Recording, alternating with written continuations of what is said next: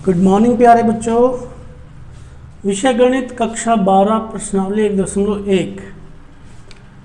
जांच कीजिए कि क्या आर में आर, इसका मतलब ये जो आर पहले ये देते हैं इसका मतलब है वास्तविक संख्या, वास्तविक संख्याओं का समुच्चय। ये जो आर है इसका मतलब वास्तविक संख्याओं का समुच्चय है। जांच कीजिए कि ये जो आर है ये वास्तविक संख्याओं का समुच्चय, और ये जो आर है इसका मतलब संबंध है, मतलब रिलेशन है।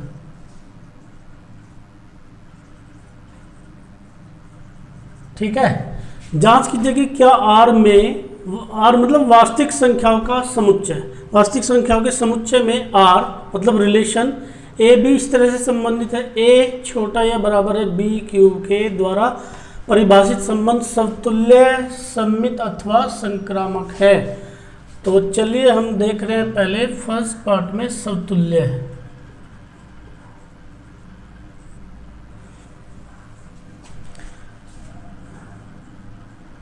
देखिए प्यारे बच्चों, वास्तविक संख्या अनगिनत होती है, आर में वास्तविक संख्याएं हैं, और ये संबंध समतुल्य तब होता जब प्रत्येक वास्तविक संख्या खुद से आर संबंधित हो जाती, यानी प्रत्येक वास्तविक संख्या का संबंध खुद से हो जाता। तो पहले तो हम इसे सांकेतिक रूप में कैसे लिखेंगे वो मैं आपको बता दूं। X x not belong to R, क्योंकि कोई भी संख्या, कोई भी खुद के क्यूब से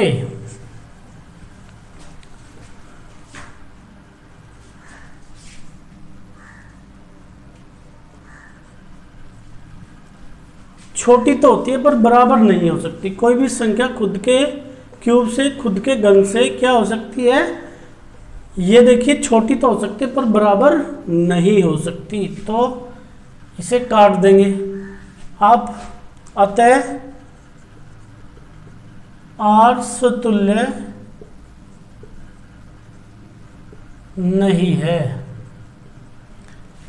देखिए फॉर एग्जाम्पल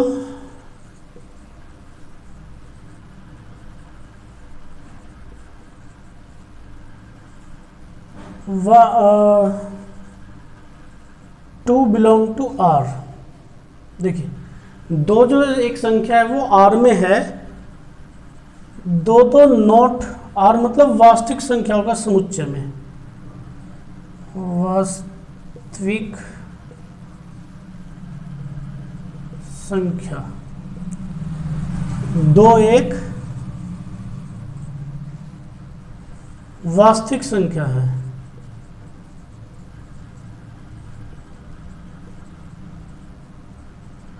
तो क्या अगर ये समतुल्य है तो दो का संबंध, ये वाला जो संबंध इसने दिया है वो खुद से होना चाहिए। तो क्या होगा, दो एक वास्तविक संख्या है तो दो दो नॉट बिलोंग टू आर, क्योंकि दो बराबर या छोटी तो है पर बराबर नहीं है दो के घन के। ठीक है, क्योंकि दो का घन कितना होता है, 8 होता है। चलिए सममित देखते हैं।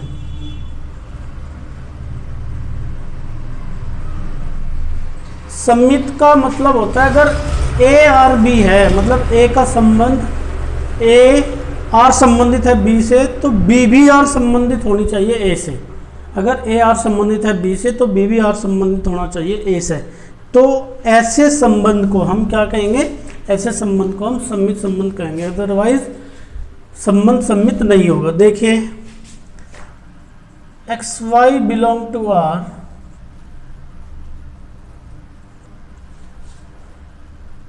X less than equal to y cube. तो यहां से ये कंक्लूजन निकल के आएगा जब x छोटा है y के क्यूब से तो y छोटा नहीं होगा x के क्यूब से। चलिए एक एग्जाम्पल हम लेके आपको बताएंगे। एग्जाम्पल मान लीजिए आप ले रहे हैं -1 2 बिलोंग टू आर। संबंध की परिभाषा के हिसाब से -1 छोटा या बराबर है 2 के घन के। चलिए ठीक बात है, -1 छोटा होगा 2 के घन से। अब इसे उल्टा करके देखेंगे, अगर आप 2 छोटा नहीं होगा -1 के घन के, क्योंकि -1 का घन तो 1 -1 ही होगा दोबारा से फिर। तो 2 - 1 संबंधित नहीं है r से, तो इसलिए हम कह रहे हैं कि r सममित नहीं है। अतः r सममित नहीं है। चलिए संक्रामक देख रहे हैं, थर्ड पार्ट इसका। फर्स्ट हो गया, सेकंड और थर्ड। संक्रामक हम कहते हैं कि वो संबंध संक्रामक है। संक्रामक होगा यदि x y belong to R and y z belong to R, ये होने पे क्या हो जाए, x z belong to R हो जाए, तो ये संक्रामक होगा। चलिए कोई एग्जांपल हम ले रहे हैं। मान लीजिए आप ले लें 7 2 belong to R and 2 1.5 belong to R। देखिए क्या होगा, 7 छोटा होगा 2 के घन से तथा 2 छोटा होगा 1.5 के घन से। ठीक है, परंतु यहाँ आप ध्यान से देखिएगा, 7 छोटा नहीं होगा 1.5 के घन से। देख लीजिए आप, ये 15 का जो घन होगा वो होगा 3.375। तो इसका मतलब ये है कि 7 छोटा हुआ 2 के घन से, 2 छोटा 1.5 के घन से, यानी 3.375 से, बट 7 यानी ये छोटा नहीं है इससे। अतः R संक्रामक संबंध नहीं है। चलिए देखते हैं क्वेश्चन नंबर 6। सिद्ध कीजिए कि समुच्चय A1 2 3 में R 2 1 1 2 द्वारा संबंध R सममित है, किंतु न तो समतुल्य है और न ही संक्रामक है। तो फर्स्ट पार्ट देखते हैं समतुल्य के लिए।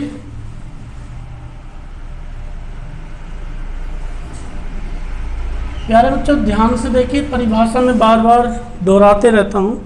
समतुल्य की परिभाषा है, संबंध R A में एक समतुल्य संबंध होगा यदि A का प्रत्येक अवयव खुद से संबंधित हो, यानी 1 1 भी हो, 2 2 भी हो, 3 3 भी हो। यहाँ देख रहे हैं आप, ना तो 1 1 है, ना तो 2 2 है, ना तो 3 3 है।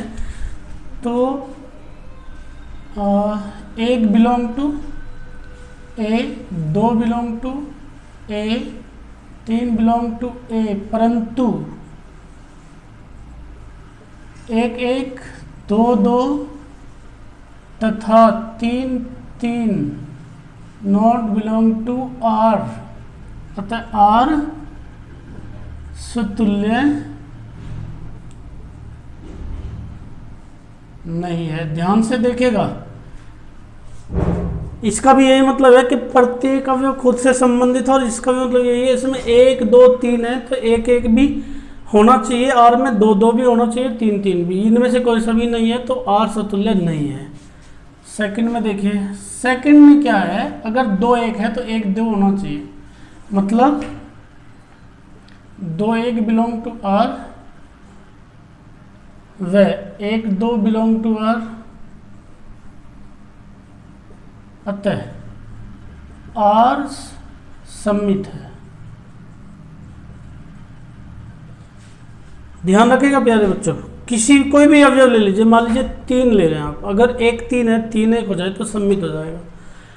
समतुल्य में सभी को होना चाहिए, जितने भी अवयव हैं वो सब समतुल्य में खुद से संबंधित होने चाहिए, तब जाके समतुल्य होता है। परंतु सममित में कोई एक अवयव दूसरे से संबंधित है और वो उससे यानी अगर हम कहें कि 2 3 होता और 3 2 हो जाता तो सम्मित हो जाता। तो देखिए संक्रामक के लिए कर रहे हैं हम शुरू। संक्रामक 2 1 belong to R, 1 2 belong to R. तो अगर ये संक्रामक है तो 2 2 होना चाहिए, परंतु 2 2 नॉट बिलोंग टू आर। अतः आर संक्रामक संबंध नहीं है। ओके प्यारे बच्चों, मिलते हैं कल नेक्स्ट वीडियो में।